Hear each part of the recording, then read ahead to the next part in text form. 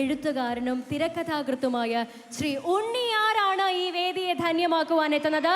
നിറഞ്ഞ കയ്യടികളോടെ നമുക്ക് സ്വാഗതം ചെയ്യാം Shri Unniyar onto this auspicious venue of Xylem Awards 2024.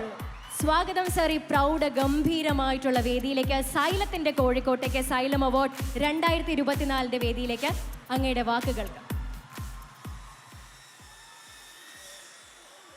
ഞാനിവിടെ നിൽക്കുന്നത് ഒരു തിരക്കഥാകൃത്തോ എഴുത്തുകാരനോ ഒന്നും ആയിട്ടല്ല.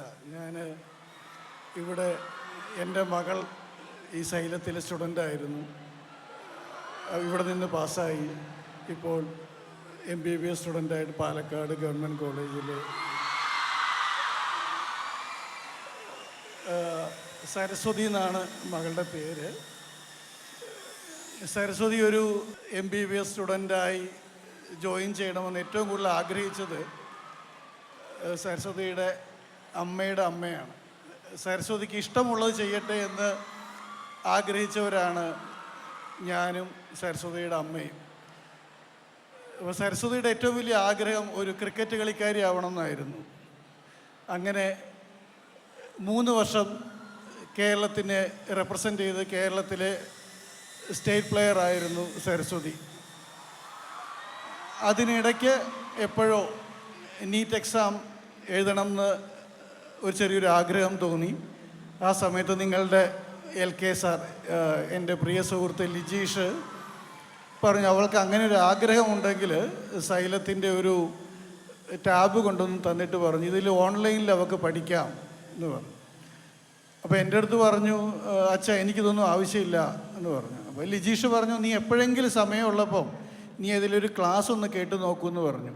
അങ്ങനെ ഒരു ദിവസം ഒരു സുവോളജി ക്ലാസ്, ഒരു ആതിര എന്ന് പറഞ്ഞൊരു ടീച്ചറിൻ്റെ, അതിൽ ടീച്ചറിൻ്റെ ഹായ് കുട്ടീസ് എന്ന് പറഞ്ഞ ആദ്യത്തെ ഒറ്റ വിളിയിൽ സരസ്വതി പറഞ്ഞു, എനിക്ക് സൈലത്തിൽ ഓൺലൈനിൽ പഠിക്കണം, ഇത് മതി എന്ന് പറഞ്ഞു. ഒരുപക്ഷെ അത്രയും ഫ്രണ്ട്ലി ആയിട്ടുള്ള ആ ഒരൊറ്റ വിളിയാണ് സരസ്വതിയെ ഇപ്പോൾ ഒരു MBBS സ്റ്റുഡൻ്റാക്കിയത്.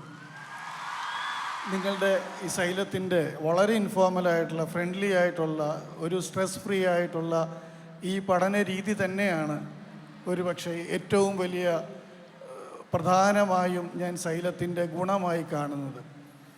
ഓൺലൈനിൽ ധീര ബാച്ചിലായിരുന്നു. പിന്നീട്